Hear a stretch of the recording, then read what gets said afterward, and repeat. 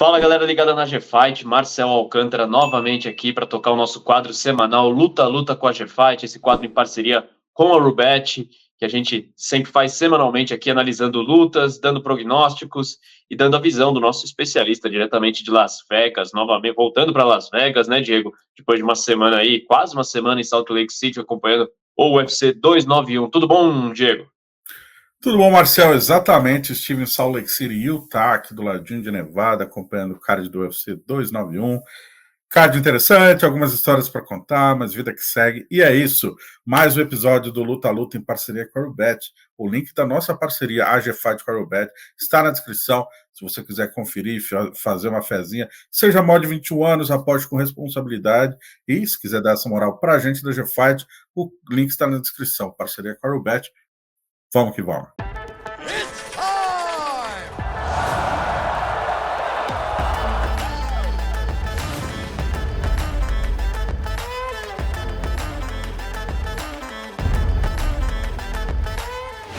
Bom, é isso aí, pessoal. Daqui a pouco a gente vai falar bastante sobre o UFC 291, perguntar para o Diego aí como é que foi a experiência de estar lá em loco para cobrir esse evento, mas agora a gente vai falar de UFC Nashville, que o Diego também vai falar tudo sobre a cidade de Nashville, o que tem para fazer, pontos turísticos, enfim, tudo. Ele vai dar uma aula sobre Nashville daqui a pouco, mas a gente vai começar falando sobre a luta brasileira, Raoni Barcelos versus Kyler Phillips.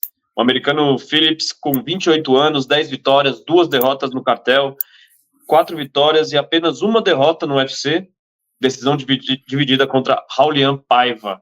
E o Raoni, 36 anos, do Rio de Janeiro, no UFC desde 2017, mas vem com 3 derrotas e apenas uma vitória nas últimas 4 lutas, Diego, uma luta importante para o brasileiro. Luta importantíssima para o brasileiro, justamente porque a atual situação dele não é boa, né? Perdeu 3 das últimas 4 lutas. E para quem não se lembra, o Raoni, quando entrou no UFC, entrou com um hype muito grande, a expectativa, né, da grande promessa, um cara que tem uma base muito boa no wrestling, no judô, no jiu-jitsu, no muay thai, treinou com o pessoal da Nova União, treinou com o pessoal do Ruas Vale Tudo, treinou com o mestre, ele é filho do Laerte Barcelos, né? Faixa coral ali. Não sei se é faixa coral, faixa vermelha, me desculpe, mestre Laerte.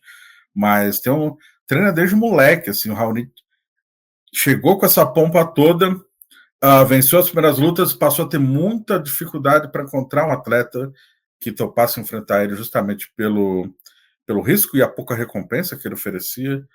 Demorou para entrar no ranking, teve muita luta que foi desmarcado em cima da hora, e aí ele entrou em que ano no UFC? Deixa eu conferir aqui. 2017. 2018, a primeira luta dele, né? Então ele foi contratado em 2017, entrou a primeira luta em 2018, e já se passaram 5 anos, então a dificuldade de ter uma sequência de lutas, inclusive a última luta dele, que aconteceria esse ano, foi cancelada de novo, acho que já foram 3 ou 4 lutas. O tempo passa, né? O tempo passou. O Raoni hoje com 36 anos não conseguiu engrenar, chegar ali, brigar pelo topo, como era de se esperar, pelo calibre dele. Então, infelizmente, ele precisa dessa vitória nesse sábado justamente para afastar de vez essa coisa da eterna promessa, né? E o Kyler Phillips é um bom rival para isso. Cara duro pra caramba, vem momento oposto, né? Mais jovem, tá numa ascensão. Teve uma derrota ali, mas se recuperou bem contra o Marcelo Rojo. Eu acho uma luta boa para os dois, para o papel dos dois, que os dois têm a cumprir na organização hoje, é o adversário ideal para ambos. Pelo menos no que pode oferecer fora do octógono. Dentro do octógono, Marcel, eu vejo o Raoni como favorito, ligeira vantagem, justamente pelo leque de opções dele ser maior. Ele é um cara mais completo. Tem experiência, tem a calma que é de luta, troca duro, bate pesado, aguenta golpes, tem um wrestling bom e jiu-jitsu afiado, né? Finaliza também. Ele oferece riscos em todas as áreas, praticamente, o que é difícil a gente ver essa complexidade nessa categoria. Bom, não vai ser fácil, o Kyler está no momento embaladíssimo e a fase do Raoni não é boa, então eu acho o Raoni favorito no detalhe. E estou curioso para saber como estão as odds, por sinal. Se você acha como o Diego, é uma boa chance para você fazer sua fezinha, apostar, entrar lá no link da Rubet e colocar um dinheirinho, porque, segundo a Rubet, o Raoni é o azarão, paga 2,65 por real apostado e o Phillips paga 1,47. Então, um favoritismo razoável para o Phillips. Se você acredita, como o Diego, que o Raoni tem chances de vencer, talvez seja uma boa opção para fazer uma aposta. Tá pagando bem, cara. Nossa, eu não esperava que fosse tão favorito assim, não. Não faz muito sentido, na minha opinião, sabia? Então, é isso. Mas vamos seguir em frente agora na outra luta de brasileiro no card também. Diego Lopes versus Gavin Tucker. O Diego Lopes, que é brasileiro, de Manaus, tem 28 anos. Essa categoria é dos penas até 66 quilos. Ele tem 21 vitórias e 6 derrotas no seu cartel. É um brasileiro que vive no México já há quase 10 anos, desde 2015. E segunda luta no UFC, estreia com derrota para o Movsar Evloev, por decisão. E agora, falando agora do Tucker, tem 13 vitórias, 2 derrotas, 37 anos, do Canadá, uma diferença boa de idade entre eles, praticamente 10 anos, não luta desde março de 2021, quando perdeu para Dan Ige, 4 vitórias e 2 derrotas no UFC, Diego. Pois então, vamos lá. Vale lembrar que a história a estreia, né, do Diego Lopes agradou muito. Ele pegou a luta muito em cima da hora. Ele tinha feito uma luta no Contender Series, se eu não me engano, tinha agradado. Já estava no radar do UFC fazia um tempo. Tanto ele quanto o Alessandro, né, os treinadores de jiu-jitsu ali da Alexa Grasso e da Irene Aldana. E o Diego contra o Evloev se apresentou muito bem. Quase finalizou algumas vezes, se mostrou muito agressivo, principalmente no chão, tem um boxe afiado, principalmente bate em linha ali, como a Irene também, a própria Alexa. E agradou, tanto que mesmo derrotado, o Dana White se levantou e foi falar com ele. A primeira pessoa que ele conversou logo depois de deixar o cage foi o Dana White, possivelmente o Dana White, pelo que eu entendi, falou se vai ganhar o bônus da vitória, como se tivesse vencido, enfim. Moral. E eu acho ele favorito legal para essa luta, momentos, e não só o momento, mas a habilidade dele, essa agressividade conta muito, cara, conta muito a fome de luta, né? Segunda luta apenas. Acho que o cuidado agora, principalmente, a gente já viu isso com alguns lutadores, alguns brasileiros, inclusive, saber lidar e principalmente dosar essa fome. E isso só é possível com experiência. E não adianta não só a experiência de ter 20, 30 lutas no cartel, mas ter 20 lutas ou uma quantidade razoável de lutas na maior organização do mundo. A cobrança é maior, o ginásio é diferente, os bastidores são diferentes, a semana da luta é bem diferente. Tem usado, enfim. Tem muitos detalhes que lutando em eventos menores você não tem. E isso se reflete na hora da luta. A gente vê atletas com menos experiência partindo com tudo pro atropelo, no primeiro assalto, fazendo movimentações que custam muito da gasolina, do tanque do atleta, né? A gente pode citar até o Matheus Bocão, aconteceu isso, Daniel Miojo. Essa experiência é fundamental.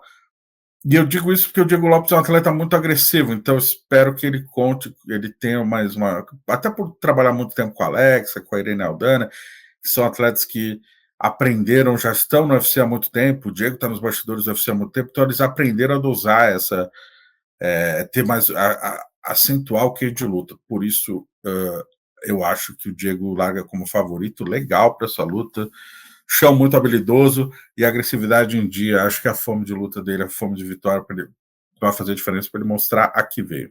Nas odds da Rubet também o Diego é favorito, o Diego Lopes com 1,57 a cada real apostado contra 2,36 do Tucker.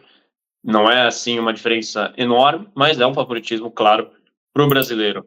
Agora, Diego, a gente vai falar da segunda luta mais importante da noite. Já pedi uma desculpa pessoal, deu uma caidinha aqui no meu vídeo, aqui ele deu uma tombadinha, mas voltei para a cena. Vamos falar de Jéssica Batistaca versus Tatiana Suárez, a Jéssica que vai fazer a sua 4ª luta no ano, cara. A gente está em agosto. A Jéssica fazendo sua 4ª luta no mesmo ano, categoria peso palha. Ela tem 31 anos, do Paraná, número 5 do ranking. Dessas últimas 3 lutas no ano, né? As 3 lutas que ela teve até aqui foram uma vitória. Ela tem 2 derrotas seguidas. sua segunda luta desde o retorno para os palhas. Vai enfrentar a Tatiana, que tem 9 vitórias, nenhuma derrota, 32 anos, norte-americana, número 10 do ranking, 6 das 9 vitórias dela já foram dentro do UFC. Diego, sobre essa luta eu queria saber, primeiro assim, faz sentido um lutador... É claro, a gente tem N questões, envolve questão financeira, envolve o quanto o lutador está disposto ou não, mas engatar um camp no outro, assim, fazer 4 lutas num período de 8 meses, né? A gente está em agosto. O quanto isso não desgasta o corpo de um atleta, ainda mais a Jéssica, que a gente sabe que ela é baixinha, um pouco baixinha, mas ela tem uma estrutura grande, enfim. Como você acha que isso impacta na performance do atleta?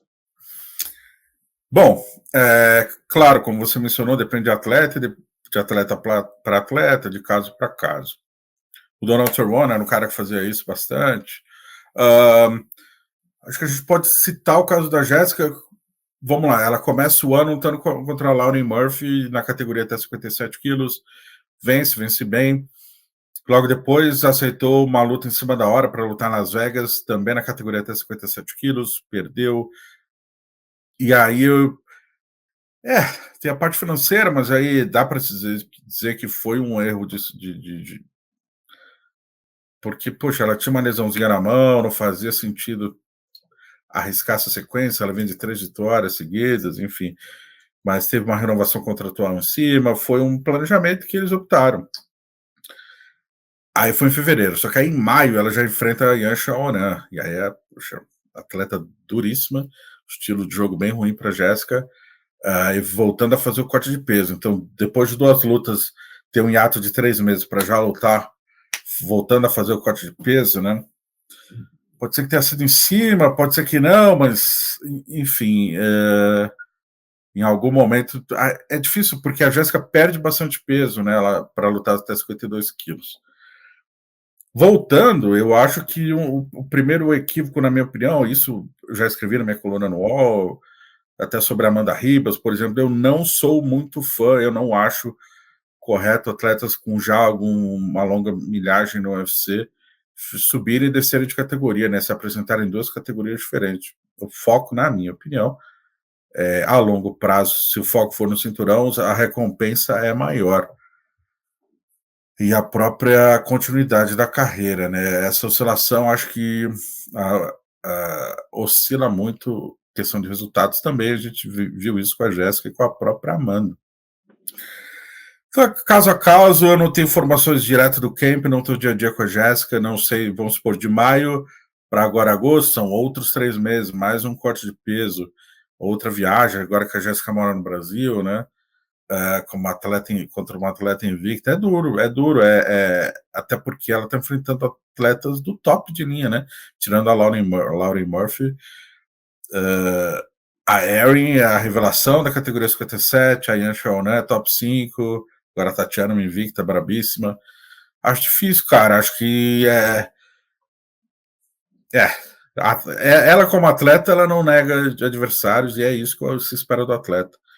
Eu já acho que o mais correto não vou. O pessoal usa esse termo, eu não gosto de usar esse termo, mas escolher luta. Não é escolher luta.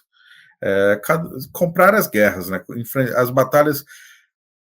Tem batalha que não precisa ser nessa hora, o pensamento tem que ser mais a médio e longo prazo, o que você pretende da carreira. A Jéssica é uma atleta nova, mas já fez muitas batalhas. Então, às vezes é hora de puxar o freio, pegar uma atleta que as possibilidades são maiores, né, melhores de se conseguir uma vitória, porque vindo de 2 derrotas, enfrentar uma atleta como a Tatiana não é fácil, não, cara. Esse ano tá puxado para a Jéssica. Sim. E aí, o que você imagina da luta? A Tatiana é uma adversária duríssima, ainda não perdeu no MMA, já está no UFC há algum tempo, tem uma quilometragem. Enfim, o que você imagina para a Jéssica, o futuro aí, quem que vai sair com o braço levantado nessa luta? Vamos lá, Tatiana. Tatiana venceu, foi vencedora de uma edição do TUF, super dura no wrestling. Anos atrás ali, ela chegou a ser apontada por muitos, inclusive por mim. Essa menina vai ser campeã de 52. Teve questão de lesão, aí veio o Covid, ela teve um hiato muito grande, ficou com 3, 4 anos fora das competições. ela voltou e se apresentou até 57 quilos e agora ela retorna para 52. Bom, primeiro a gente precisa saber como vai ser. Ela mora em Las Vegas, né? Eu já a vi treinando algumas vezes aqui na Extreme Culture. Tá sempre em forma, sempre no shape, sempre treinando duro. Precisamos ver essa incógnita do corte de peso. Depois de 4 anos aí, ela voltar a cortar peso, se isso pode ou não afetar o desempenho dela.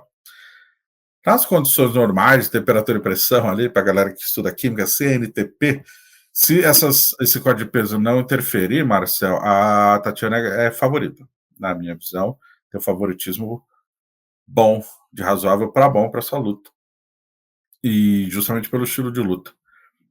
A Jéssica, ela é muito forte fisicamente, tem uma queda muito boa, principalmente o single leg dela, mão direita calibradíssima, cada vez melhor a movimentação da cabeça, caminha para frente, impõe o jogo. O problema é que a Tatiana tem melhor o wrestling da divisão. Acredito que sim, ela consiga derrubar a Jéssica e acho difícil que a Jéssica derrube ela. Por isso, o fator Jéssica pressionando e no ground and pound, a chance disso acontecer é muito menor. E a chance da Jéssica jogar por baixo aumenta. A gente viu a Jéssica jogando por baixo contra a Erin, por exemplo. A Erin pressionando ali por cima. Mudou o cenário da luta e muda a própria postura da Jéssica. Quando ela é agressora ou quando ela joga na defensiva. Por isso eu vejo a Tatiana favorita, sim. Acho que a Jéssica precisa colidir, encurtar a distância, colidir, caminhar para frente, jogar a mão e até derrubar. E nesse casamento de estilos, para ela é ruim, porque a aproximação e até a colisão em cima, a chance de cair por baixo é maior e a pressão da Tatiana é bem grande. Por isso eu vejo a Tatiana como favorita, Marcelo. Assim como as casas de apostas, a Rubet. Na Rubet, a Jéssica Batistaca paga 3,80 para uma vitória, enquanto a Tatiana paga 1,26. Aí é o favoritismo mais claro das lutas que a gente está analisando. Já dando um spoiler com relação à última, mas 3,80, Diego. É um favoritismo razoável, né? Favoritismo grande, até porque a Tatiana é americana, enfim, acho que o pessoal não está. A casa de aposta é isso, né? O momento, né, o atual pesa muito. A Jéssica vem de 2 derrotas. Mas acho que o pessoal também não está analisando o fato da Jéssica já ter sido campeã, o fato da Tatiana não fazer esse corte de peso há 3, 4 anos, né? Então isso pode pesar aí. Vamos ver. Mas não esperava tanta diferença, mas eu acho que a Tatiana é a favorita, sim. Certo, vamos para a luta principal, então. Cory Sandhagen. Me corrija se eu estiver errado. Cory Sandhagen versus Rob Font. Era uma luta que era para ser o Umar Nurmagomedov, que acabou se lesionando. O Rob Font foi chamado, assumiu essa bucha e vai enfrentar o Cory, que tem 31 anos, 16 vitórias e 4 derrotas, é norte-americano, número 4 do ranking, até 61 quilos, né, dos galos. Vem de 2 vitórias e a última em março de 2023, contra Marlon Vera. O Font tem 36 anos, atleta experientíssimo também, norte-americano, no UFC desde 2014 e vem de vitória sobre Adrian Yannis em abril deste ano, Diego. Como que você imagina essa luta? O Rob Font pegando a luta de última hora. O que você acha que dá para prever para esse combate? Eu vejo um favoritismo legal aí do Cory Sandhagen. Ele está no topo da divisão já faz um tempo, ele fez o camp completo, por mais que tenha sido por adversário com características diferentes, isso às vezes pesa negativamente, tá? A troca do adversário, a troca do estilo de luta. Mas o Cory é um cara muito completo, já se testou ali em alto nível, com praticamente todos os tops da categoria. Teve um revés ali contra o Peter Yan, que já foi campeão, numa luta bem movimentada, enfim. O Peter levou a vantagem, mas foram 5 assaltos duros. Teve a derrota com o Tadej Dillashaw, que eu estava lá e eu vi a vitória do Dillashaw, inclusive. Cara, o Cory, para mim, ele é mais lutador, assim, do direto ao ponto. O Rob Font é bem duro, Poxa, espero que ele não ouça esse vídeo falar isso, mas ele tem mais aquela estigma de porteiro da categoria, né? Vencer ele, perder para ele, te coloca de um lado do muro, né? vencendo ele, você se coloca em rota de colisão com os principais nomes da categoria. Inclusive, ele é o atual número 7 do ranking, praticamente no meio do ranking. Duro pra caramba, por sinal, né? Mas, bom, não vejo o volume de jogo, a aptidão física ali do Corey, a forma que ele conduz, principalmente a capacidade de receber golpes e continuar atacando com volume de golpes e potência ímpar para a categoria. São poucos atletas que conseguem cadenciar o ritmo como ele e aguentar a pressão que ele coloca. E eu não acho que o Rob Font vai conseguir aguentar essa pressão. Assim como as casas de aposta, que apontam o Corey como favorito com 1,29, uma odd bem parecida até com a luta da Jéssica. 1,29 e 3,50 para uma vitória do Rob Font. Então, favoritismo bem claro do Corey, Diego. Vamos falar do UFC 291? Bora! Salt Lake City, Utah. Salt Lake City, Utah, você estava lá. Primeiro fala pra gente aí como é que foi a semana, a correria, o que você achou do evento em si, enfim, dá um resumão pra gente, por favor. O evento foi bem legal, assim como no ano passado, né? A cidade é muito agradável, bem bonita, montanhas em volta, super tranquila, fácil de andar, não é muito grande, super segura. Salt Lake City, uma cidade linda, para quem não sabe, aí tem como se fosse a capital da religião mormon, né? Tem o templo, enfim, é lá. Tem poucos para quem é mais da noite, assim, questão de bares e festas, assim, tem pouca coisa, eu confesso, é uma cidade mais pacata, mas, poxa, enfim, vários restaurantes, vários barzinhos legais. Teve uma experiência que a gente foi com o pessoal do UFC, Marcelo, acho que eu nem te contei. Eles fecharam uma parceria com uma empresa chamada Cosmo, que é uma empresa de tecnologia. Aliás, para quem não sabe, Utah é um dos grandes polos de tecnologia dos Estados Unidos.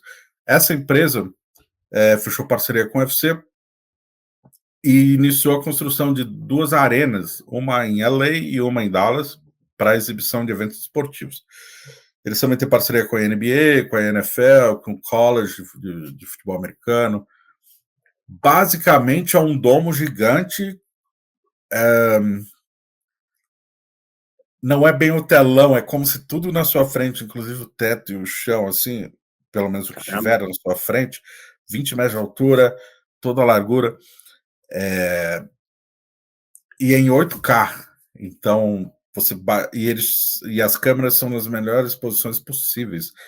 Então, eles passaram alguns trechinhos de futebol americano, alguns trechos de luta, até a luta da Amanda Ribas com a Macy Barber. É bizarro, porque você vê, de repente, a Amanda Ribas na sua frente com 7 metros de altura, né? E com a resolução perfeita, melhores câmeras, a experiência é absurda, não tem um comparativo. É muito difícil. Tem gente que vai no cinema ver, não se compara. Assim, para o fã de luta, é uma experiência diferente, até diferente mesmo do que está na arena, né? Na arena é loucura, né? 20 mil pessoas gritando, tá muito legal. Mas nessa experiência, o conforto até o que o CEO mencionou para a gente, o conforto de sentar ali na área VIP e ter a bebida e comida ser entregue na sua cadeira e você ter uma visibilidade tão absurda da luta. É uma experiência nova, vamos ver aí o que tudo indica. Ano que vem começa, as arenas ficam prontas e dá para jogo aí. Mas eu recomendo. Putz, achei irado. Muito bom. Muito bom. E falando dos seus palpites e das lutas, primeiro, Michel Pereira não lutou, né? Acabou excedendo o peso, a luta dele foi cancelada. Ele iria enfrentar o Stephen Thompson, ia ser um passo importante para a carreira dele.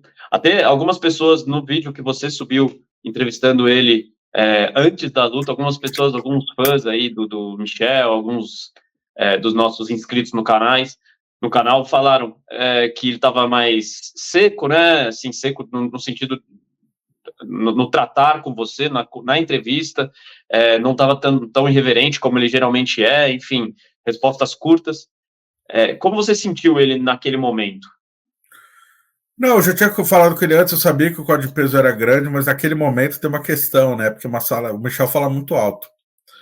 E naquela sala, era uma sala bem pequena, estávamos eu, a Evelyn, o Igor, da ESPN Brasil, e mais um um repórter do Mola, né, que é um parceiro do UFC da Indonésia. Então, a sala pequena, e naquele momento estava o Poatan e ele ao mesmo tempo dando entrevista. Então, ficou meio... justamente para não falar, para não atrapalhar o áudio do outro, aí os dois ficaram mais contidos.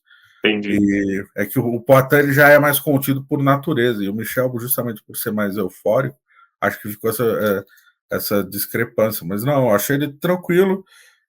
Converso aqui com o pessoal do time dele, ninguém deu nenhum sinal de alguma preocupação extra, mas é isso, ele parece agora que ele está decidido até subir de categoria, ele é muito grande para 7-7, corta muito peso e, cara, já está chegando aos 30 anos, né? Uma hora o corpo acusa, né? É isso, uma pena, não teve a luta. Então, dos palpites que a gente acabou gravando, né? A gente gravou um pouco antes, a gente sempre faz isso.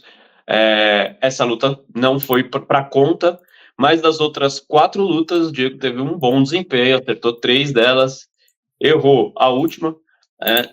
O Gate acabou nocauteando o Poirier no segundo round. O Diego apostou numa vitória do Poirier.